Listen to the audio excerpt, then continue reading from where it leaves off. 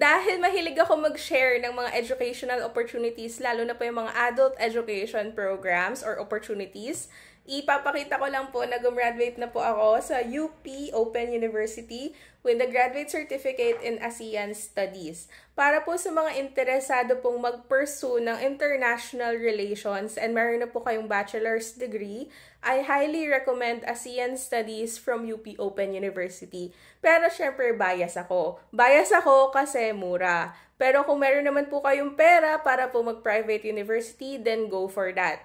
Basta sa akin po kasi kung saan po ako makakamura, and aside from that, maganda po kasi yung pangalan ng University of the Philippines. Paano po ba yung sistema ng ASEAN Studies sa UP Open University? So, meron pong in-offer ang UPOU na Master of ASEAN Studies or yung MAS na tinatawag nila. But this is a ladderized program. So, ibig sabihin, pwede kayong kumuha muna ng lower qualification and then kung gusto nyo pang i-pursue, then you can pursue it to a master's degree. In my case, I decided na kumuha muna ng graduate certificate and then after this, I can apply again to UPOU to get a master's degree which would require a thesis. So yung graduate certificate po, wala po siyang thesis and it consists of 4 subjects.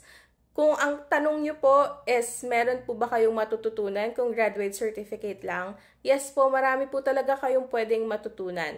And I highly recommend na kung kukuha po kayo ng graduate certificate, this should be in line to your profession or your background para po hindi po kayo na-lost or hindi po kayo nangangapa. Basically, kukuha po kayo ng graduate certificate because you just want to supplement the learnings you already have from your job and from your bachelor's degree. Pero hindi naman po required na kukunin yung graduate certificate or master's degree ay related po sa tinapos niyo ng bachelor's. Pwede po kasing kumukuha kayo ng master's or ng graduate certificate na related po sa profession nyo or meron po kayong gustong profession and kailangan nyo lang ng additional learnings kaya nag-enroll kayo sa ganitong programs para makuha nyo yung target career nyo na yun. Para po sa mga magtatanong kung magkano po yung tuition fee ko sa UP Open University, it ranges from 8,000 pesos to 10,000 pesos per semester. So roughly in a year po, 16,000 pesos to 20,000 pesos po. Again po sa buong taon, 16,000 pesos to 20,000 pesos po yung nagagastos ko for my graduate certificate. And balak ko pa po siyang ituloy sa master's degree. So kung meron po kayong balak mag-Master of ASEAN Studies sa UP Open University, then tara let's! Bakit po may bayad? Kasi po this is a graduate program. Yung bachelor's degree tsaka yung associate degree po sa UP Open University, wala po talagang bayad yon. Pero kung tapos na po kayo ng bachelor's degree, gusto nyo po mag-graduate certificate, mag-graduate diploma, mag-masters, and PhD, then definitely may bayad po yun. Kasi po yung free tuition law po ay para lamang po yun sa mga undergraduate programs.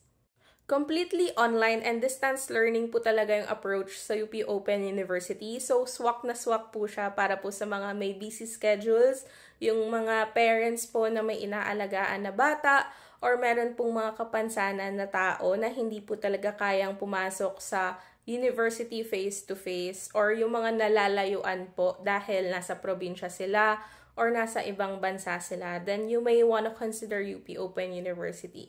Kasi aside from magagaling talaga yung mga professors, these are professors from different UP campuses, and mura rin po kasi talaga yung university. But again, it's your choice. Kung meron po kayong pera to enroll in a private university, especially abroad, then go for that. Pero kung nagtitipid po kayo kagaya ko, then I really suggest UP Open University kasi nga po, mura siya. And maganda po yung turo. And magagaling po yung mga professors. While it is completely online and relatively self-paced, meron po tayong mga deadlines na kailangan ma-meet. And meron din po tayong mga interactions with our professors and with our classmates. So, hindi po siya basta module lang tapos hindi kayo makikipag-interact sa professor. Kasi kausap niyo po talaga yung professors all the time. So, nagbibigay po ng assignment si prof, nagbibigay po siya ng forum kung saan you will be posting your submission and you will also see the submission of your classmates. And meron din pong mga projects na pinapagawa. And if hindi po gusto ng professor yung ginawa nyo, papaulit po nila sa inyo yun. Or worse is, pwede ka nilang ibagsak if hindi mo talaga makuha yung tamang sagot or makuha yung tamang submission na hinihingi ng professor na yon. Hindi po porket online ay hindi na po seryoso yung education. Actually, we need self-discipline if we want to enroll in an online master's program like what UP Open University is offering. Kasi kailangan natin magampanan yung mga iba nating commitments, but at the same time, kailangan din natin ma-prioritize yung mga subjects natin. Hindi po siya basta makapag-submit lang, hindi po siya basta makapag-exam lang.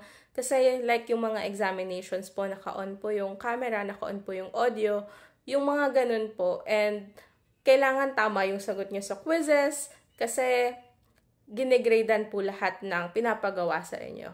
So, yun lang po. Kung gusto niyo pong mag-enroll sa mura pero online na master's degree program or graduate certificate program, then try niyo po ang UP Open University. Makikita niyo naman po sa website nila ang application process po. And for those na gusto mag-bachelor's or associate degree sa UP Open University, also check the website para po updated po kayo kung kailan po yung entrance examination nila, kung kailan po kayo kailangan mag-submit ng requirements, yung mga ganun po. Everything is posted on their website.